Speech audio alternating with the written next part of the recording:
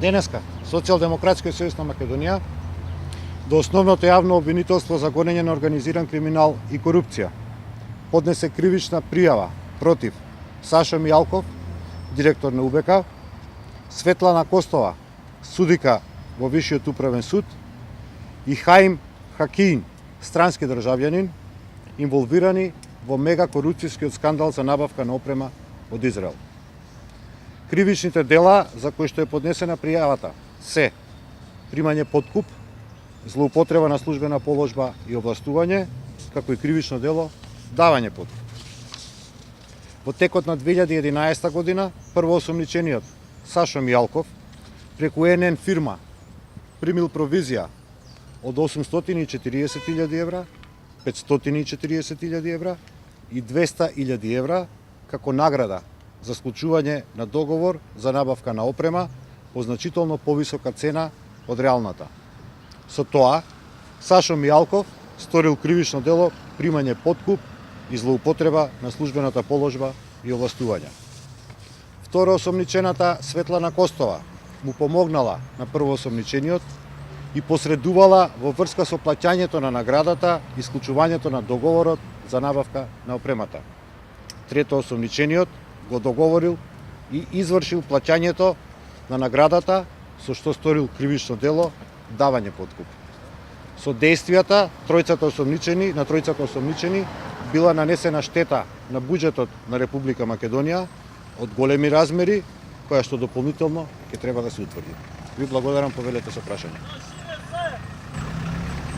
Како доказ снимките се? Да, како доказ се приложени снимките. Очекуваме обвинителството конечно да почне да работи работата која што со закон му е определена, да превземе истражни действија или предистражни действија, со кои што ќе се утврди фактичката состојба наведена во кривичната пријава. Очекувате и да бидат вештачени снимки?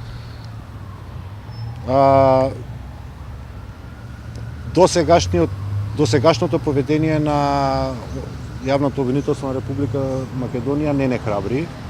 Знаете и сами дека поднесовме сега веќе преку 30 кривични пријави за поврзани со доказите и материјалите кои што се предмет на објава од страна на Социјалдемократскиот сојуз пред јавноста во Република Македонија, согласно правилата и мислењата на Европскиот суд.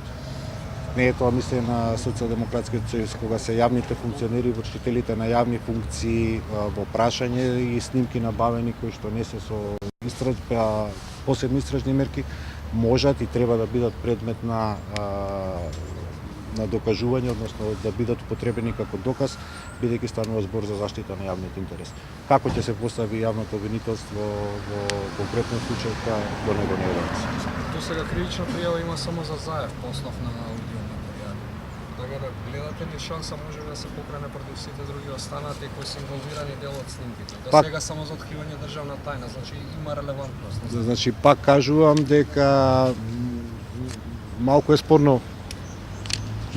повеќе е спорно поведението на јавното обвинителство, имајќи во предвид дека од моментот на поднесување на првата кривична пријава, односно обелоденувањето на скандалот за прислушкувањето па навака, се поминати повеќе од 2 месеци. Никој од пријавените во кривичните пријави, опфатени се преку 30 лица, кои што ги има поднесено Социјалдемократскиот сојуз. По наши сознанија, мислам дека тоа и на јавност е познато, и вам, не е ниту повикан да даде било каков исказ или било каква изјава пред јавното обвинителство. Од друга страна, брзањето со светлосна брзина во предметот пуч дефинитивно го спори легитимитетот и поведението на јавното обвинителство.